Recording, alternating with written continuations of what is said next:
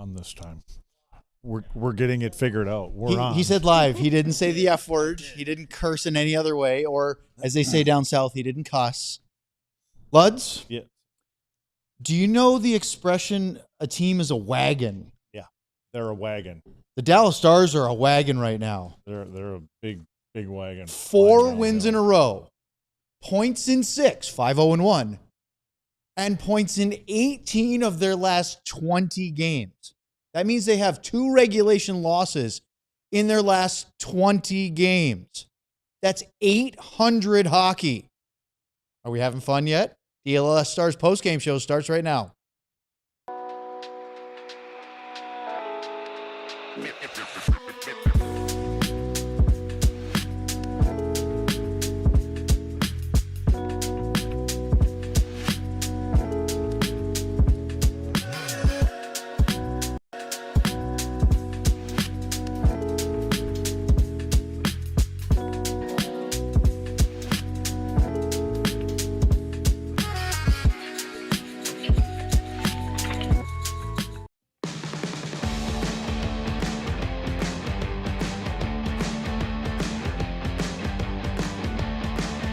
This is the DLLS Stars post-game show after a 6-1 drubbing of the Stars on the Ottawa Senators. Hey, everything you said in the open? Yeah. You look, they're still 4 points behind Colorado, and Colorado has a game in hand yet. It's so funny you said that, and because they're only a couple, 4 or 5 points behind Minnesota. I was looking They're at ahead that of them. this, Like today when I was getting ready to prep for this, and I go, man, they have to win to get within 4 of their division leader. And but again, at the end of the day, or the beginning of the day, how you want to look at it, I don't think that matters. No. I mean, it really doesn't matter. I just think let it play out. If you get home ice in the first round, obviously that's better. But let somebody else beat up. If it ends today, let somebody else beat up on Colorado. And you get to play the red hot Minnesota Wild, who've been phenomenal and have 2 good goalies right now. Yeah, one's going to be. You talk about a wagon. There'd be 2 wagons going at it. It would just be a covered wagon demolition derby. Yeah, with those 2 teams. The other one's a little bit different. If you had to play Minnesota, we got a long way to go, though. He's Craig Ludwig. I'm Owen Newkirk. Tanner Rotman is our producer, filling in for Ryan Vaughters today. Hello. And although we miss Ryan, we're having a lot of fun with Tanner, too. Tanner is also a top-class producer, usually for the DLS Mavs show. Did you say also or is a top class? We're having fun. So you're saying that Ryan isn't? No, I'm definitely is. Okay. Ryan's fantastic. I'm just saying that in addition to having fun with I got your back, Tanner, Ryan. He's also very good. So, Ryan, we love you. We miss you.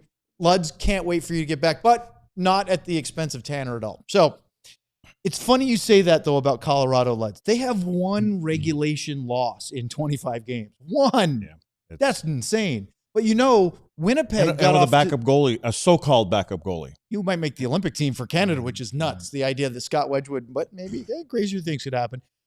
Winnipeg last year went on an insane run to start the year. What did they go? I think like 14-1 or something in their first 15. Again, it's not about those first 82. Stars got past them.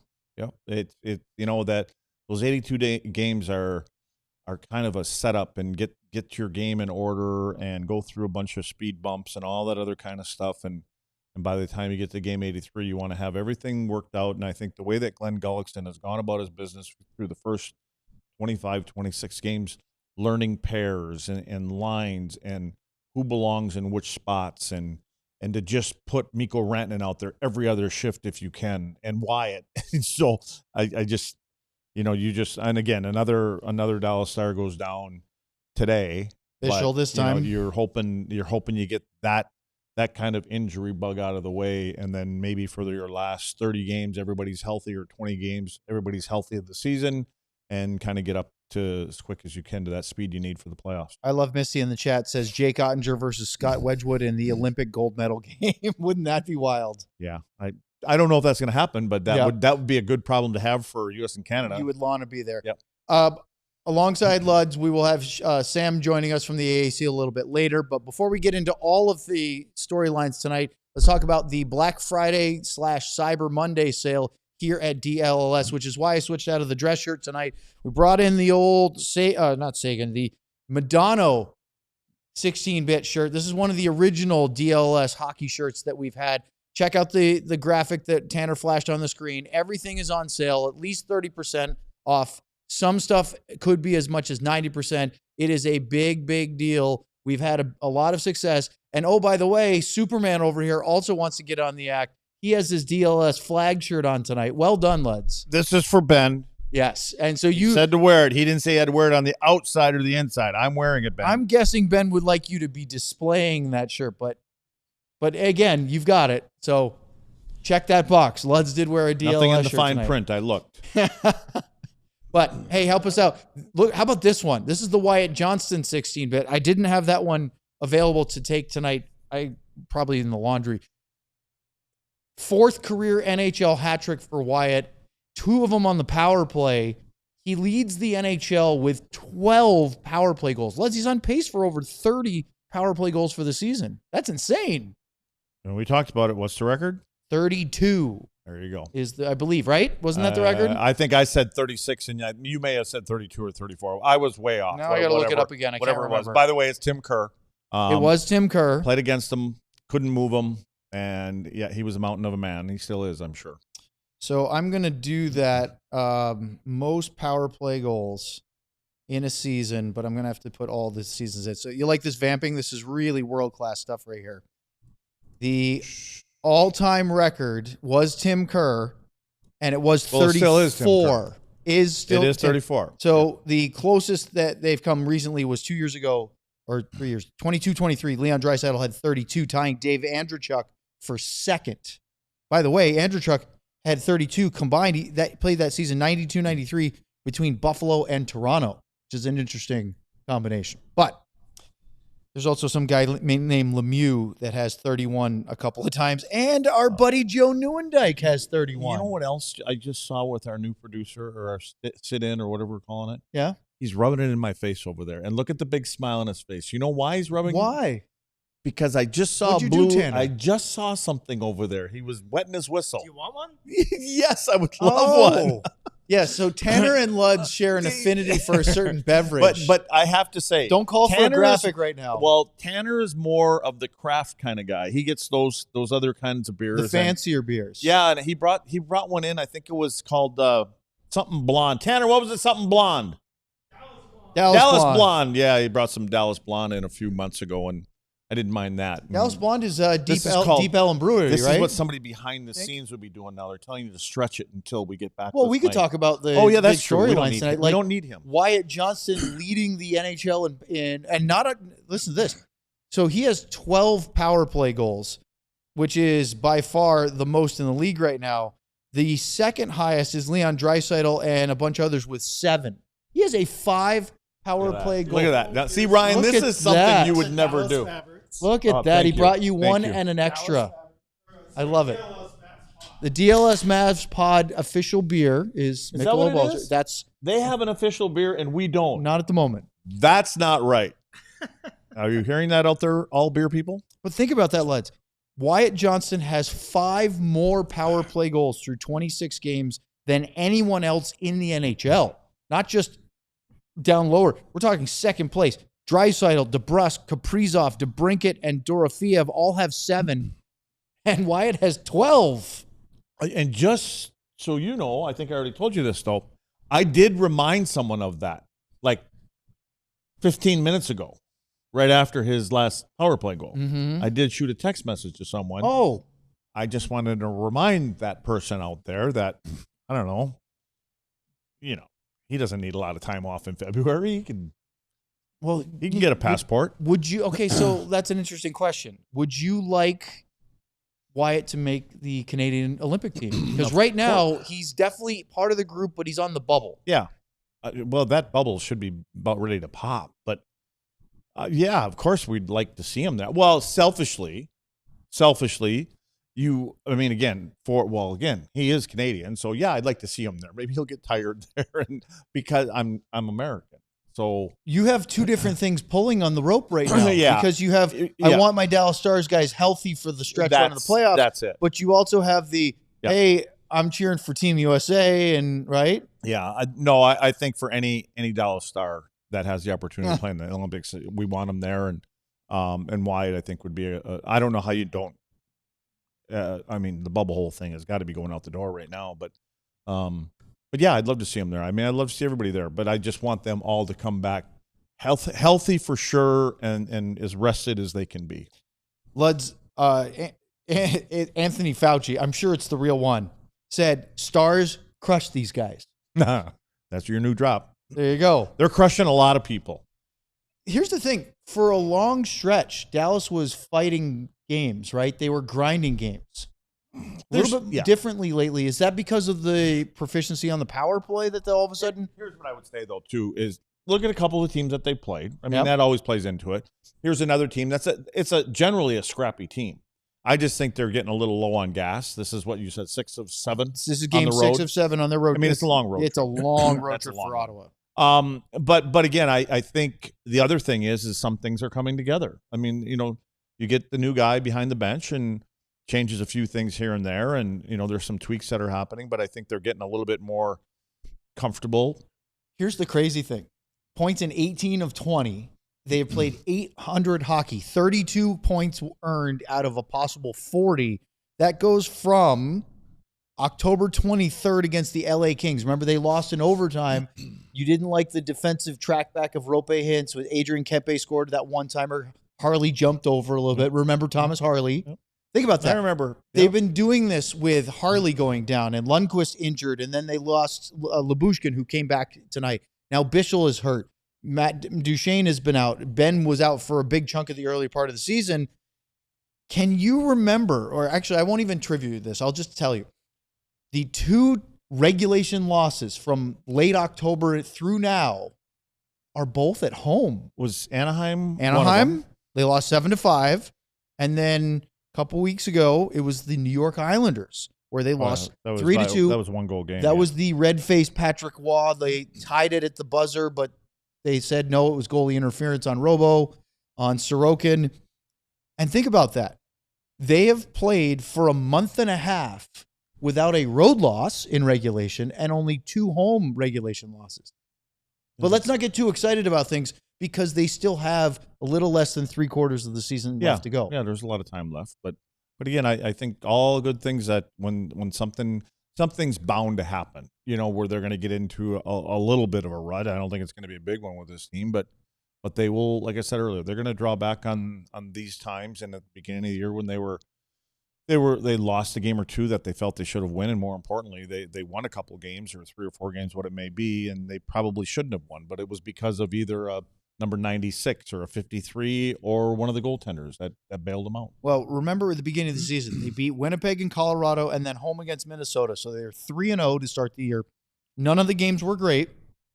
There were either race out to the lead, give it up in Winnipeg, or in Colorado, it was just back and forth craziness, but they found a way to win in a shootout. Then the Minnesota game, big lead, Minnesota comes back, and then they do it to Vancouver, the lead, and Vancouver takes it to them. They lose 4 in a row. They lost at home to Vancouver. They lost at St. Louis, which was their only regulation loss on the road so far this year. I'm chuckling because that sounds almost ridiculous to say. Then they lost, and this was, I think, their worst game of the year, at home to the Columbus Blue Jackets, 5-1. Just a really ugly performance. Then they lose in overtime to the Kings. It was a better game. They dominated early. Kings got back in it. They win in OT, but it was winless in 4. And I think a lot of people, and we heard some people saying, Gully's not the right guy. Maybe fire him already. And you're going, you're kidding me, right? Like, just go back to that. That was October the 23rd. They had lost 4 straight games. You know what? And now they've gone on. But what did I just say before? Yeah. Like, there's going to find a time when they win or lose 2, 3, 4 They games. might do it again. No, maybe that was it. Do you think that was maybe the only? that was it? That could be it. They could just be sailing all the way down. But I will say, with that time you could see little issues with what they were trying to do And what the Gully new coaching talked staff about was doing. There were things there, and they were stuck. They were stuck in neutral because they were remembering from the last few years what they did. Now there's some other thing that you're supposed to do, and you're not supposed to go running around the ice. We're supposed to put on the brakes a little. I'm supposed to be here. But in this game, how fast they are now, that little tap on the brake, they got caught. They got caught, standing still and pass here, pass there, and then ends up in the net. And so maybe that was it. Now they're settling into. When you guys won the President's Trophy, did you have a rut in the season, or was this a pretty constant? I think our rut was earlier. No, not the President's Trophy. It was like a year or so before that. Yeah. We felt we knew we were getting to a point, but then what happened is the smarter people above us started taking over and unplugging and plugging in players, and those players, a lot of them, or, a few of the key ones came from Montreal and places like that. They knew the system because it's what we had played back in that that period of time, and so that was an easier fit, and guys just kind of seamlessly stepped in, and along with that, there were a couple good leaders that came in, and good. Joe Nieuwendyk didn't actually play in Montreal, obviously, but he knew enough, and Calgary didn't play that much different, honestly, and so it was pretty easy for those guys to fit in. Luds, we were talking about Colorado, and they have 42 points in 25 games, which is they're 18-1-6. They have obviously a nice cushion at the top of the NHL standings, and Dallas's win tonight, as you mentioned, brought it within 4 of the team with the best record in the league. But Dallas at 17-5-4 have a 4-point cushion over everybody else. Mm-hmm. They're in a real, we played a clip of Jake Ottinger in the pregame show. They're in a really good spot, but let's not let's be happy and enjoy it, because I think they're defending better. You talked about some systems things to work out, and then they're scoring when they need to. And but it didn't feel like they were ever chasing this one. It felt like 1-1, fine, we're good. It was kind of sluggish in the beginning for both clubs. Yeah, there wasn't a lot there. Yeah. Then they scored. Robo got the goal right back. But then from there, it was just like, we're going to wait till you make a mistake. We'll pounce when we need to. And 6-1. Again, I just think that this group there's no panic right now where whatever moment you are in the game, whether it's the first period, second period, if you're tied, if you're up a goal but you're not playing well, if you're down 2 goals, we've seen that, and you talked about that. There's, I don't know what you said, 4 or 5 times this year they come back from 2 goals down. This is who we are. This is how we play. If we're a little sleepy at this part of the game, we're going to wake up, and we have confidence in the way that they play fast and smart. They find a way to draw 2-3 opportunities on the power play every night, and a lot of teams do. But this group is like, you feel like they're just waiting for it. That group of 5, they're waiting for, let's get on that power play. That's what it feels like to me. And I do think that their opponent now, because they haven't made a complete lap around the league as far as playing everybody. Nope, not yet. But I think that the word is out. Like, you don't want to take penalties against this team. And really, when that happens, you go into the game kind of back a little bit. You don't want, like this Ottawa team. It said, I was talking to someone today, probably my kid telling them what to bet on, but like this team wants to get up and play in your face hockey, but in the back of their minds, probably from Travis Green in the front of their minds, going, we can't take 4 penalties in this, because if we do, they got a power play that's hot, and that will probably be part of his post-game speech and things like that. But the word is out now. The word is out, obviously, what this team can do on the power play. Very similar to, what was it, 2 years ago when Edmonton was clicking along at about the same rate, somewhere in the same neighborhood. They were in the 35, 30, like, and just every time they stepped on the ice in the power play, you just felt they were going to score. Well, we've gone way past our first break time, because we're just so excited, not only about Black Friday, but also the Stars keep winning. Isn't that fun, DFW sports fans? All right, up next, we'll break it all down. Luds will get into the details of this one on DLLS. Speaking of details, I have 2 of these funky reads, and I'm not sure if I'm reading the first one in the right order. But anyway, we'll just go this way. You remember the time? Shady Rays? Sounds like Shady Rays. You're right. All right. You're right. When you left your favorite sunglasses at the bar, or one of your friends grabbed them and fell off the boat. Been there, done that. I'm that guy. But then I found Shady Rays and made these moments less stressful. These sunglasses are made for real life, good-looking, polarized, durable, and more importantly, and most importantly, not stupidly expensive. And here's the best part. If you lose them or even break them, even on day one, like apparently my partner next to me does that every so often. On day one, he breaks a pair of glasses. Shady Rays will send you a brand new pair. No guilt trips, just replacement. So now I actually wear my sunglasses without fear on the bike, the boat, even at the hodag. If you don't know what the hodag is, Google it. Shady Rays is eyewear that has your back. We've teamed up with Shady Rays to bring you an exclusive offer. Head to shadyrays.com and use code DLLS35 for 35% off polarized sunglasses. Try for yourself. The shades are rated 5-star by over 300,000 people. Thank you, Luds. I would like to tell you about Shopify. What kind of dreams did you have when you were a kid? What did you want to be when you grew up? I used to always say undecided. I did tell everybody last time I wanted to play shortstop for the Red Sox. That didn't pan out. But how about now? Thinking about starting your own business? What kind of business would you start? What would you or could you sell online? Everything's available online nowadays. Why wouldn't you? Well, Shopify is the e-commerce platform behind millions of businesses around the world and 10% of all e-commerce in the United States. Shopify even powers the Dlls merch store, which, hey, why not get this? Or the Wyatt Johnston, the 16 bits tonight after the hat trick for Wyatt. Shopify has you covered with website creation, product descriptions, email and social media marketing, and more. They also have AI tools designed to help you maximize sales. Turn your big business idea into with Shopify on your side. Sign up for your $1 per month trial and start selling today at shopify.com/allcity. That's shopify.com/allcity. Oh, that's a sad bell. Do you know what that sound is? Sounds like a sad bell. That is Jason Robertson's agent calling Jim Nill after Robertson. I don't know. Jim may be calling his agent and saying, let's get this deal done. His agent's going, hold up there. Let's hang on a little bit here. So Scott Oak, you know who Scott Yes, Oak I is? do. Scott Oak is on Sportsnet up in Canada. He does after hours and always does a great job. It's the end of hockey night in Canada. He usually has a player. He's the late one. It's the late Get the game. West Coast game, It's yeah. the late one. Well, he had Jim Nill on and Tyler Seguin the other night after the Stars played last Saturday, which was Calgary. I'm trying to think. No, No, that was Edmonton. Wasn't it? No, that wasn't Saturday. What was last Saturday? Was it? Anyway. Yeah, exactly. I can't even remember what it was. And I think it was the something about Vancouver Jim game. Oak. It was the Vancouver game, right? Okay. No, it was Calgary. It was Saturday night at Saddledome. Anyway, You want me to just do my Qualis read not right yet. now? No, are we there yet? Anyway, Luds, he said, he said to Jim Nill, how can you keep both Mikko Rantanen and Jason Robertson? And Jim said, oh, we'll find a way as far as salary. They will. But remember when people were saying early when he was slumping, 9 games without a goal, you're not paying him $12 million a year? Guess what?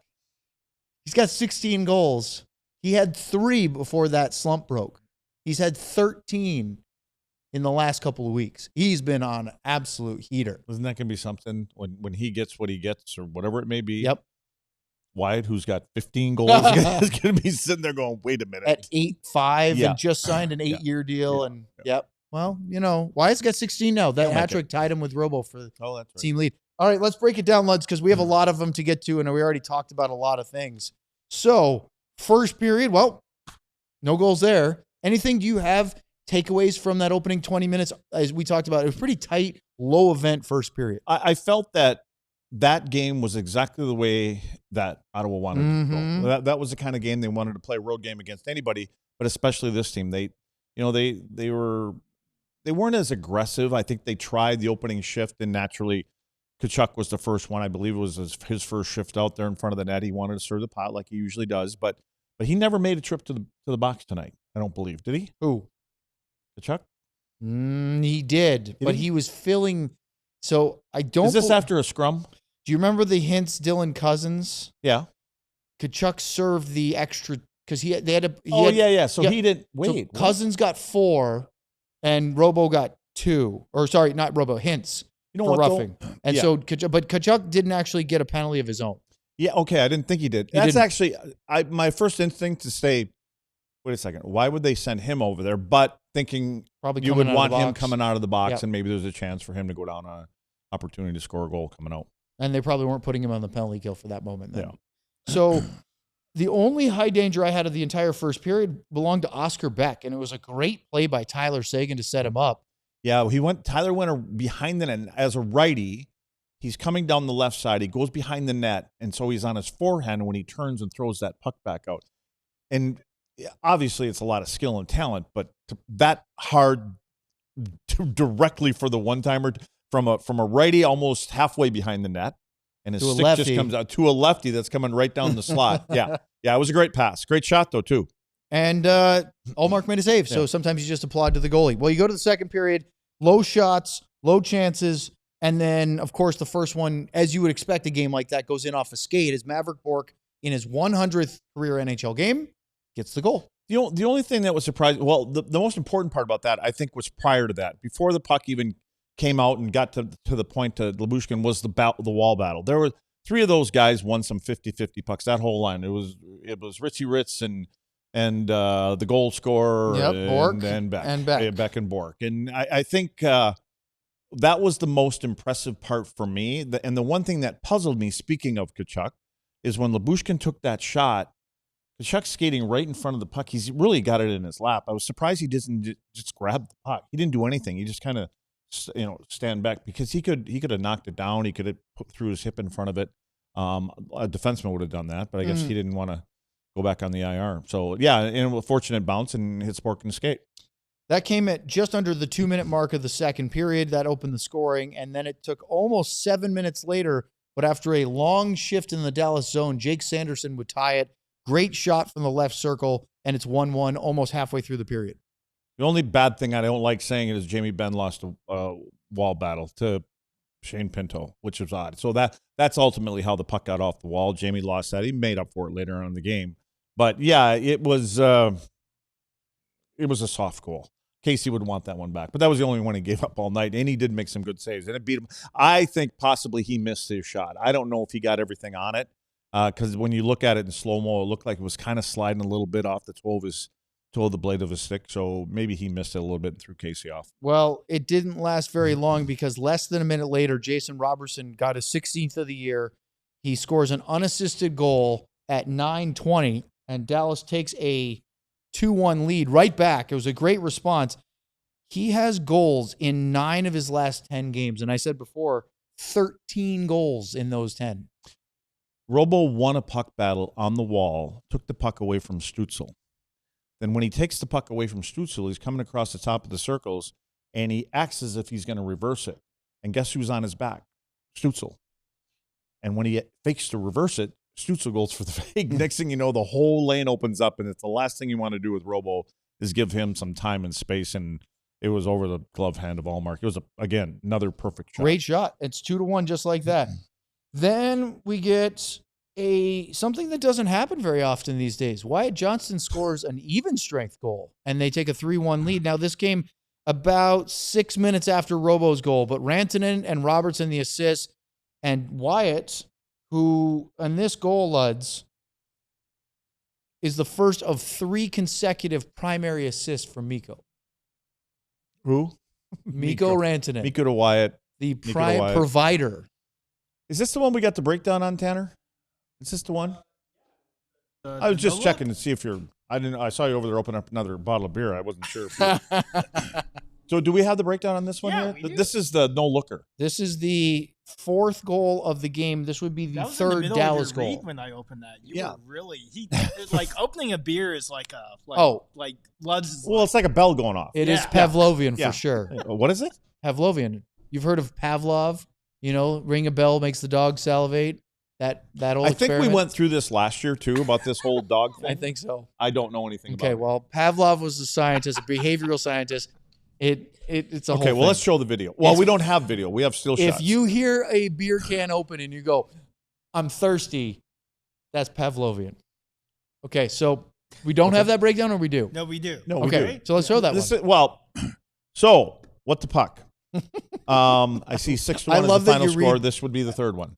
I love that you read this one every single time. I love I'm getting it right every single time. Yes. It's a test. Yes, you're saying the right word. Here's another one. Whether this is the right one, telepathic kind of stuff or not, but Mikko takes the shot, but the whole it's the passing thing that you just go, how does he know where people are? So Rantanen's got the puck, and Wyatt's on the other side of the net. Okay, so Rantanen can't get it to him. So as he starts to come to the net, Wyatt, again, knows exactly where he should be. He comes across the front of the net, and you can't see Rantanen. He's looking behind the net, looking for somebody to pass to. But as I say that, he passes the puck out on his backhand right onto the tape. And Ullmark, I believe, thinks he's going behind the net because he starts to pull off the post. I don't know if Wyatt actually got this where he wanted to. I'm thinking he probably wanted to get it upstairs. He doesn't. It gets down by the glove hand of Ullmark. Ultimately, it goes in the goal. But this is the spot that I believe I found where Rantanen actually finds Wyatt. It's when he first touches this puck. He's got his head down, but I think his peripheral vision, and I don't think he sees the stick, but I think he sees the socks. So he knows that he's got somebody that's got interior. I mean, he takes another couple steps, and he probably knows that it's Wyatt somehow and that he's a righty, not a lefty, and he puts it right on his tape. And who's the first guy to point at him is Wyatt. And Wyatt is going, dude, I can't believe you saw me And again. I love when a player celebrates on a great Gives credit pass to who it started with. and goes right to the guy that sets him up. Because, look, if you have to make a great shot, you can celebrate and be all excited about yourself. But if you have an easy goal, now I'm not saying that one was an easy tap-in, but it was a great finish. But like Jamie's goal, when it threads the needle and you're just tapping it in, you go, that's a heck of a pass right there. Yeah. You have to give that guy credit because it's a great play. And like most of the time, it's coming from that 96 guy. I mean, you just so much. And what's nice you about were beside yourself watching the ones. I'm blown away by this guy. I just think he is unbelievable. The things that he sees, and when he has people draped on his back. But again, another lesson for the kids is he knows where he's going with that puck before he even touches it. He surveys everything as he's on the move to get the puck. I think he knows when people are coming at him. We've seen that enough because there's no way. I know he's a big, strong cat, but he knows where they are. Moose. Oh, yeah, yes, big moose. Big moose. All right, well, we're going to break down the rest of it in a moment as Tanner texted me at the same time I was already going to hit it. We have a break here. Are we past it again? Oh, way past it. Oh, man. Only a couple minutes. Well, then I'll probably have to pass on my last read then. With over 700 five-star reviews and an average rating of 4.9, Qualis Roofing is one of the most trusted names in roofing across North Texas and Austin. Whether it's your home or business, Qualis Roofing has you covered. Literally, they specialize in both residential, commercial roofing projects. Based right here in North Texas, Qualis isn't some storm-chasing fly-by-night crew. They're local, experienced, and committed to doing things the right way. Schedule a free roof inspection and get a free DLLS shirt. Replace your roof with Qualis and choose between free Blackstone grill or a Traeger smoker because getting you a new roof comes with a little extra sizzle. You get it, Tanner? Little extra sizzle. Ha-ha. If your home was hit by recent storms, don't wait. Qualis offers free storm damage assessments and can help guide you through the insurance process. Qualis isn't just good at roofing. They're great at communication. You'll always know where your project stands and what to expect next. Call or go online to schedule your free roof inspection, and don't forget to ask about your free grill. Visit QualisGC.com or search Qualis Roofing and Construction. That's Qualis, or call 817-500-9008 and get started today. All right, let's talk about prize picks. Now, unfortunately, I got too busy getting our prep done today that I did not make a lineup for tonight. So I don't have a prize picks lineup to tell you about, but I can tell you how easy they are to do. I should have taken a couple minutes to put one in so that when we have a prize picks read, I can tell you this is what happened. Because the other night, I got 5 out of 6. I ended up winning $35. Pretty nice on my lineup. So anyway, anywhere from 2 to 6 players in your lineup. It's very easy. You can do it for all sorts of different sports. I typically have tried to do it for the Stars games so we can talk about it. But we're talking about EPL, NFL, NBA, Major League Baseball, you name it. We can come up with a sport. I'm sure that they have something for you. Super easy, and it's a lot of fun. And, of course, you should just download the Prize Picks app today because using the code DLLS will get you $50 in lineups after you play your first $5 lineup. That's code DLLS to get $50 in lineups after you play your first $5 lineup. Prize Picks. It's good to be right. All right. Is he in front of his camera is the question as we bring Sam Nestler in. I shouldn't have even said his name because Tanner blew your cover because I said, is he in front? He shook his head. He wasn't in front, but then when he heard me say, let's bring on Sam, Sam quickly ran in front of the screen. I'm here. Nothing to see here. All right. All the excitement aside, we got through our breakdown up to the end of the second period with one exception, and it was the Leon Bischel injury where he went feet first into the boards. Lud showed me a couple of still shots that he took that looked pretty bad as far as an ankle thing. What's the update for Leon after the game from the coaching staff? Yeah, no specific update as we expected, but they did say he's going to be evaluated further tomorrow. The positive side that Goldson said, and he stood there and thought about it for a second, looking like he was wondering if he would say it or not. He said that they are hoping it's less serious than they initially thought. So I'm not sure if that's because once he got in the room, maybe it felt better, or imaging. I don't know exactly what the reasoning, but it seems like there is a little more positivity around it than there was when he initially left the game and went off the ice. So he'll be evaluated. I don't know if that's imaging or what specifically tomorrow. They won't practice actually tomorrow, so they're gonna have another day off and travel to New York tomorrow. So we won't find anything out until morning skate from the Garden on Tuesday. But I will say, I don't know if you guys mentioned already, but he did injure that left ankle 2023, had the plate put in, just had that plate removed this summer after the season. So hoping that it's minimal, whatever it is, but it didn't look good. When you saw him go down and you saw him immediately writhe in pain, the trainer, Dave Zeiss, was out there very quickly. The two team doctors who are poised in seats in the arena very close to the access to the ice, they were out there pretty quickly. It didn't look very good. And then he got up and he put no weight on his left leg at all. Were you concerned? I think the reason that they came out there is because the way that he was reacting to it. Mm-hmm. You could tell he was in pain. And generally when that happens, you know it's something serious. Yes. And I found 5 different clips. What ultimately, you want to tell me after, you want to let Sam keep going? No, go ahead for a second. So Sam, I don't know if you got a chance to look at it. I looked at it over and over again. What I think happened is when he was going into the wall, and we're seeing it here, Sam, he steps on the skate. Who's that? Zetterlund. Yep. So he steps on the skate, and when his foot comes off of his skate, it slides down, and when it hits the ice, his skate, it's going to be the next shot right here. This is sliding over the top of his skate, and then what happens is his skate blade is going to go underneath his body as it comes off the top of the skate. And here's where he starts to roll his ankle. I did something like this playing football. And then I thought maybe when he went into the boards, something else happened. But I think this is it right here because he rolls it. He goes into the boards.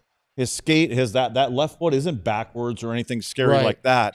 And I believe what he did. And again, it's not a good thing, but I'm thinking best case scenario, it's a sprain. Hopefully not a high ankle sprain because that's where, and Yuri Lettinen had that before. When I've heard that the high ankle sprains that sometimes are better that you break it because that high ankle one can linger on for a long time. But I think that's what he did. I think he just rolled it when he came down because his heel caught in his toe and he just kind of sent his blade and his ankle turn it over to his left side. Sam, other than the Bischel injury, what was the post-game reaction? Was it positive or was that sour because of that moment? No, not at all. It was very positive. The team was talking about, I think similar to what we talked about Friday, they really feel that this is coming along. And it's funny to say that it's coming along when this team is 10-1-2 in the last 12 games, absolutely dominated the month of November, winning in every way possible, getting great goaltending, power plays best in the league, Wyatt Johnston leads the league. I mean, all the things they have, the fact that they're even using the term, I know they're hockey players and hockey coaches, but the fact that they're still thinking they're figuring things out and there's still more to learn, that's just, what is this team going to look like in 30, 40 games if they do figure it out and play? Glenn Goldson was quick to say, first answer immediately, that he believed that was the best 60 minutes they've played, complete 60 minutes. A little slower in the first offensively, but Jason Robertson said it perfectly. If we're coming out in the first and we're not really putting a lot of offense, we can at least take pride in the fact that we're not giving up much, right? And they didn't give up a whole lot of anything. It was very low event hockey in the first period. The Stars were pretty honest about, they took 1.5, almost 2 days off after the Seattle game. They're kind of expecting it to be a little slow. No morning skate today. They were expecting a kind of a slow start, but the fact that they were able to lock it down so much, because the way this Ottawa team creates offense is off the forecheck, right? You add Brady Tkachuk to that mix, and it's even more so that the fact that they were able to not get hemmed in their own end. You turn over one puck here and there. You allow a big hit from Tkachuk or Cousins or someone else to turn over a puck and gets kind of stuck in your own end. That's where you can really get in trouble. And if you're starting slow and then you do that, they could have been down in this game quickly. But the fact that they were going back there, immediately turning their head and getting the puck up, whether it was a high flip, quick up to the wall where it was just a quick chip off the wall, as Luds knows that I do to perfection. They were doing it. They were doing it really well to the point where Ottawa was just never even able to get in on the forecheck, and that was a huge part of their success in the first, and allowed them to really start to dictate that game. So the most complete game of the year was kind of the theme around here. Luds is still joking about your chip off the wall joke, which you have used a lot. It was more about how he called for it. Like we're playing in an alumni game, and there's nobody near him. Nobody near him, and he yells. I go back to get the puck, and he yells "wall," and I threw it up the wall for him. And I'm like, well, why did you just want to put it on your tape? And then he got it, and he chipped it up off the wall, and there was nobody near him. Then he went in and forecheck. How often that's a good fourth liner, Sam. I changed. How often do you get the chance to yell for Craig Ludwig to throw it off the wall to you? I had to do it. That's a fair point. So this team, Sam, is points in 18 of 20. They've won 4 in a row, 5-0-1 in their last 6 on a point streak. There's the Pavlovian ring a bell and I'll salivate. I knew to grab 2. I knew I should. Did you mute it? Are a wise guy. Saw it coming. No, he knew you needed a second one for sure. But we were saying this to open the show, and my last thing for you tonight is this team is kind of a wagon.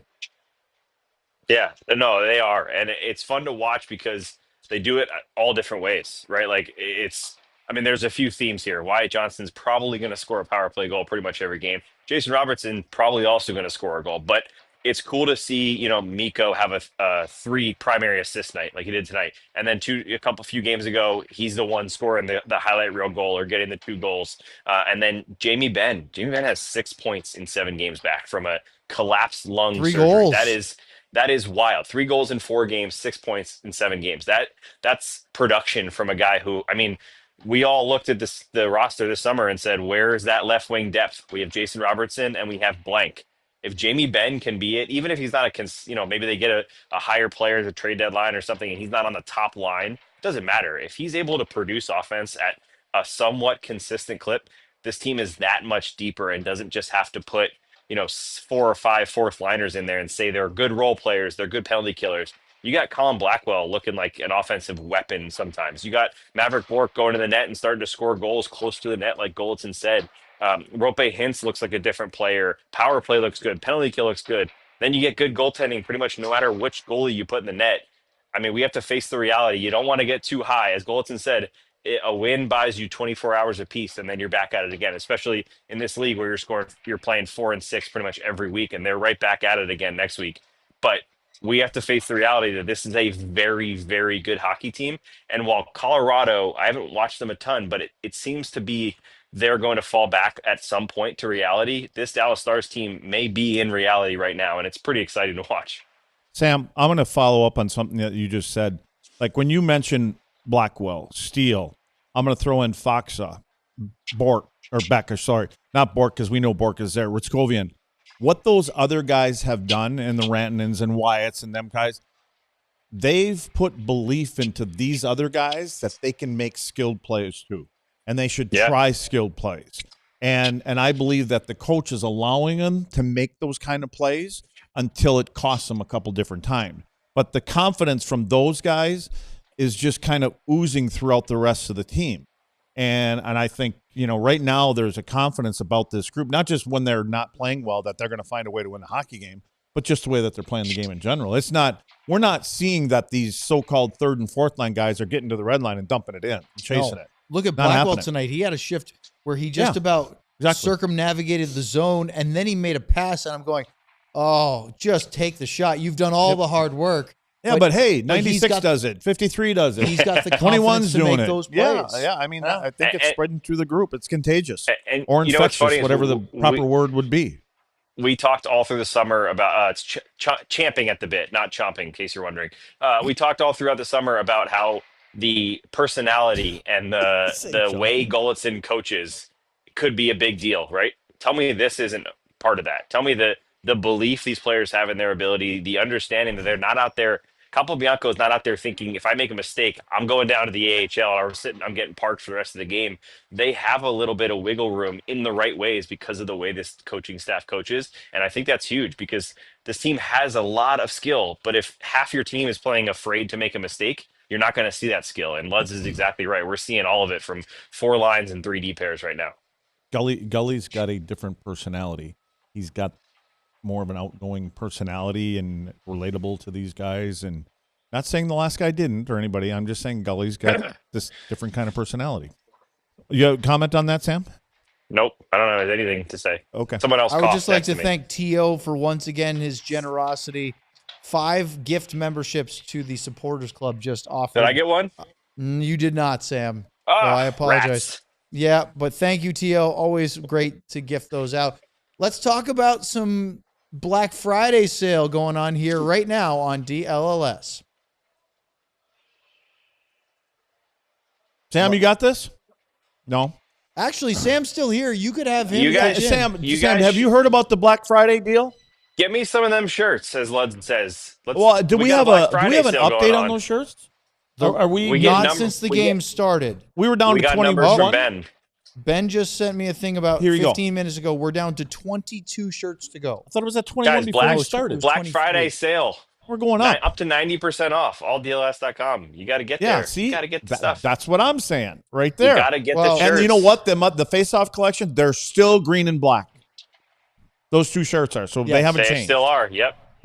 But we only got them shirts right there. Can we pull up the Moose and Wyatt side by side? I mean, I think so. I mean, we're talking about Butch and Sundance tonight. Tanner is thinking, Gerbling over here is gotta go side by side. Okay, we're having a hard time with the buttons. My question for there we go. There's the Moose. There's the Moose. Where's the 50? Well, just look at on. There's the 53-bit one. This is the Madonna one. Oh, that's what I said. Don't look at on. There it is. That's it. You should buy that one just for the hat trick tonight. Sam, is there any chance you've ever seen Butch Cassidy and the Sundance Kid? No. Do you know the reference that Lud's made about Mikko and Wyatt as Butch and Sundance? I have heard it before. Okay. Yes, on the TV.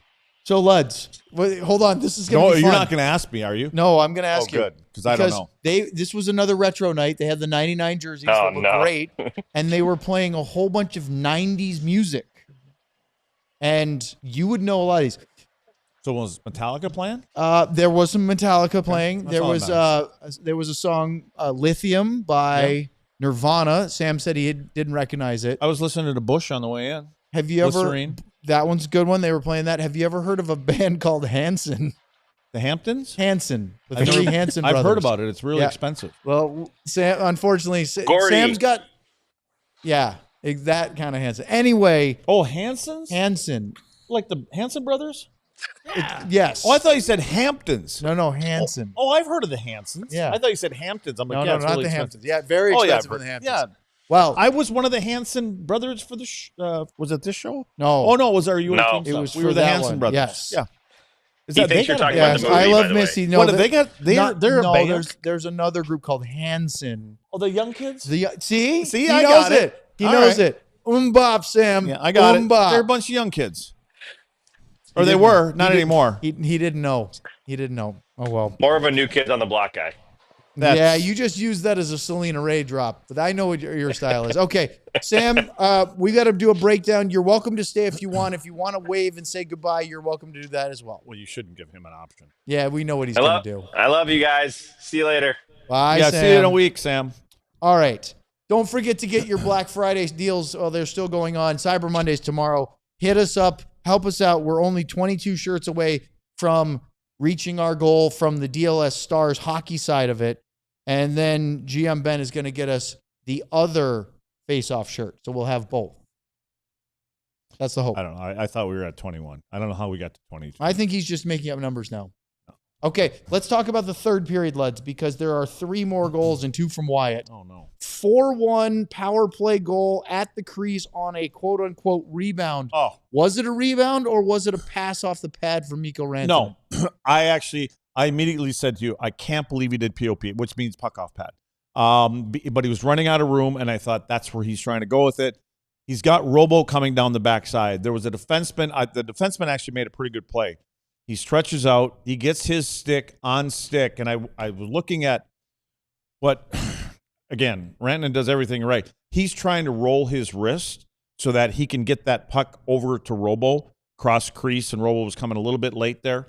And what happened was he's not able – you can see him roll the wrist, but the stick doesn't turn. The blade doesn't turn over. So that stick that hit him in the shaft stopped that from happening. Ultimately, hits the goaltender's pad, and who's there? Johnny on the spot, Wyatt Johnston, and makes a great move. I think a lot of guys would have just fired that puck. Again, the game slows down for special players. It was on his backhand. He could have just tried to stuff it at the net. Yeah, he just pulls it to his forehand.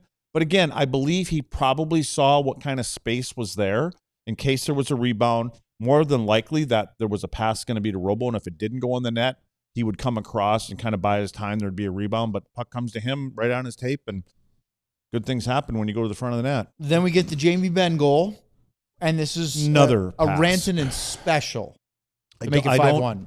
And, and Jamie kind of got lost behind the net a little bit. He took his time to come out, but there was two players that had their sticks in lanes, and Rantanen spots them, and you can see him looking. He's trying to figure – where can I get it to? And I think Jamie had a lot to do with that as he put himself in a good spot, which obviously was on the back door and open net. But if he's too far forward, one of those other sticks takes that pass, and he's too far back, the guy behind him does. And so I think Jamie had a little bit to do with that. But again, Rantanen, and it's a bullet. It's a rocket that comes across. Jamie knows just to let it hit my stick and let it carry him in, and he does. And that, also assisted by Wyatt Johnston, was Wyatt's third point of the night. It was Mikko's third primary assist in a row. You always talk about natural hat tricks who score 3 goals in a row. He had 3 straight first assists. It was something. Then, just to add insult to injury, and they didn't even start this power play, Lud. So it was Amadio was called for tripping with about 5 minutes to go. This is after the Rope hits Dylan Cousins nonsense. And they put the second unit out first. As you said, hey, you're up 5-1. Because they went to commercial break, right? Yes. And I just said, give the other guys a chance. Yeah, which they did. And that was mainly because, you're up by 4 goals or whatever it may be at the time. Game's getting kind of late. You're not going to lose this game. Give those guys a little time. Give them some time out there. Make them feel good about themselves. Coco got out there. He was on the point. He had a chance. He looked good. And so anyways, but they just created space for the other guys to come out. And when the other guys came out, 53 seconds when they stepped on the ice. That's all they needed. I mean, Wyatt's third of the night, 16th. He's tied with Robo for the most goals on the team. He has, as we mentioned earlier, 12 power play goals. Hintz and Robertson the assist this time. Robo ends up with a 3-point game, a goal and 2 assists. Mikko had 3 assists, and Wyatt had 4. 3 goals, 1 assist. Hatch rained down. What a night. 4th career and hat trick for Wyatt Johnston. I was on my phone texting at that moment. I was sending a text message saying, Hockey Canada, you got to take him, right? You'd be crazy not to have this kid on your team. So hot. And it's funny because he was in a little lull. Remember, he had that long stretch at the beginning of the season where he was really good. Then he went 3 or 4 games without a point. Well, it doesn't seem to be a problem at the moment, does it? Oh, and by the way, Billy Guerin, you'd be crazy not to have number 21 not on your team. How could Jason Robertson not be on the Olympic team after this, right? We're getting close to that time. The deadline isn't at the end of December. Aren't you? Okay, bad thought here. Uh-oh. If you're Jim Nill, Hockey Canada. I'm trying to talk. Well, yeah. Billy, Team USA, we know you're going to take them, but don't take them yet. Let's get as close as we can. Yeah, make him sweat a little longer. And then if I'm Billy, I'm like, wait a second. When do we play you guys next? Yeah, Minnesota. You know what I mean? Yeah, no, let's let him make that team now. All right. Let's do our super chats because we are quickly running out of time here. Oh, that's too bad. And I know. It's been a fun show, though. We've had a lot to talk about already tonight. Bing bong. Tanner's got the bing bongs ready. We'll start with I Love Missy 1985 with a Bischel and a Johnston. I know the win and the Wyatt Hattie 12 power play goals was nice, but man, it still sickens me that we lost Bischel to injury. Talk about a Pyrrhic victory. Yes. Well, let's just hope it's shorter than anything else. If it is something, and again, I say that high, if it is a high ankle sprain or anything to do with that ankle, hopefully it's, if anything, a week or less. But the way he was, I don't know. We'll see. Even the fact that Gully said it might not be as serious as we initially thought. That's a good thing. That's good news because if there was even, you got to remember, they got equipment there. Yes. So they can take a quick picture. X-rays at least. That might be where he was. And so if they're fearing the worst and they don't do that, now there'll be more evaluation. Maybe the evaluation tomorrow is, like Sam said, maybe it's an MRI. But if there's some glimmer of optimism there, that's a good thing, because when he went down, we all went, oh boy, it's going to be a while. I mean, you remember the Montreal game when Alex Newhook went feet first into the boards, and he lost, 5 or 6 months now because of it? Yeah. Well, that ended up being pretty bad. It was broken. Yeah. Well, the good news is that Coley was playing well before he went out. So if he's the one to come in. I saw him in the press box tonight. Yeah, and he doesn't want to be there. So I think he's got some confidence going too. And so if that's the case, they've been doing it. I mean, they've been rotating defensemen back there. Yeah, the Capobianco-Koliachonok duo has been very reliable. Of course, you already have Lyubushkin. They played tonight. Koliachonok could end up playing next to Petro if Bischel's not available for the Ranger game. Yep. And you'll get your righty-lefties that you're like. Mm-hmm. So, and well, let's not write. I'm not writing them off. Yet, I'm just saying you have cover there. Yeah. At least and aren't they in a stretch of 7 games in 12 days? Is this that? Oh, yeah. I mean, I think they're always in that stretch. I feel like it never ends. Yeah, but they have a back-to-back Tuesday, Wednesday in New York. Would you say he's going to miss a game? I mean, I'm not saying for sure, but half from now. It seems like if there's any concern at all, why rush him if you have the other guys? I would say that. I mean, the way he went out, but yeah, but maybe not. And you know what? Maybe we'll see Matt Duchene coming up. You had to throw that in, didn't you, Tanner? Chlorotis with a Heiskanen and 99 Cup here. The power play transformation after Steve Spott's departure is insane. Is he in witness protection yet? Feel better, Bish. Hey, in Spotter's defense, do we have Spotter?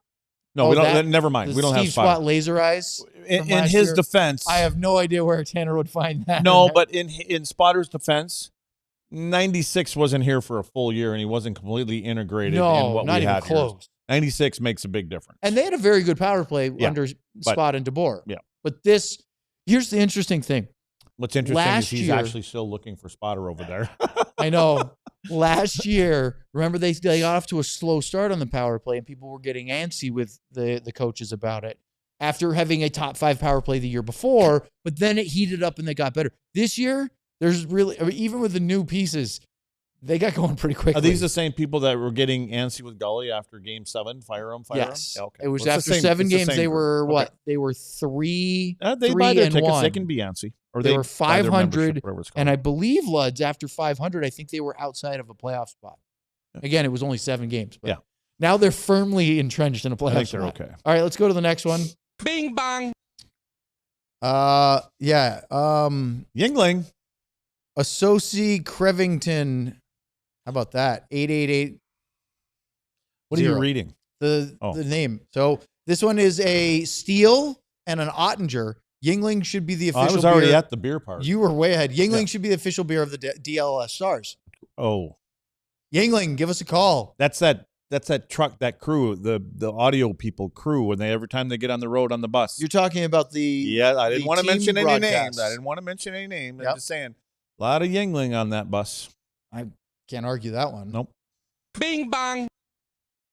Oh, Tim, T. Farmer with a Lundqvist and a Johnston. Rock me like I do like Rolling Rock, though, too, since we're talking about rock. Okay. Rock me like a Wyatt wheel. Rock me, mama, with the points to heal. You want to sing that one? There's something about a poet, and if you didn't know it, remember that one? Yeah. A little rhyme, something like that. There's usually a limerick involved in that. There was something in there. Yep. Bing bong. Burned Oils with a Lundqvist and year after the Cup. Gully has brought this all business, no nonsense attitude, very akin to the greats like Ken Hitchcock. I think Luds will agree. I will. You know what? I Different don't know. Style, though. I don't know if it's all business. I think Gully's got that personality, especially when things are going like this, that he can be a little looser. Hitch always had his foot on the gas, and his thing was always like, you know what, Luds? It's harder to get guys to do things after they win 4 or 5 games. When they lose, it's easier to get them to change and to do what they're supposed to. So maybe I think Gully's got a different approach. He's a little bit closer, relative to the player's age and all that other kind of stuff than some other guys. And I just think he's got a different personality. He's got the right personality for this particular group. I don't know. Is that our last? No, we're still going. Oh, we got more. All right, we got to roll this one. Spit and Chicklets with a DeSmith at 99 Cup. You're surprised they didn't pull Allmark. Go start. They were down 6-1, guys. Come on now. Oh, you mean lift him from the game? I mean, it was a close game until that point in the third. They probably took their lumps and just decided that's it. Luds, Kayla doesn't agree with your Yuengling Rolling Rock comparison. I'm not comparing them to each She other. said Yuengling is a 10 of 10 beer. Rolling Rock is PP. Is Fisi? PP. I thought she said Fisi. No. Is she? Is it he or she? She, Kayla. Okay. Yeah, Kayla's a diehard, by the way. Kayla got her diehard package in the mail today. I like the Rolling Rock beer. Okay. Next one. One more. One more.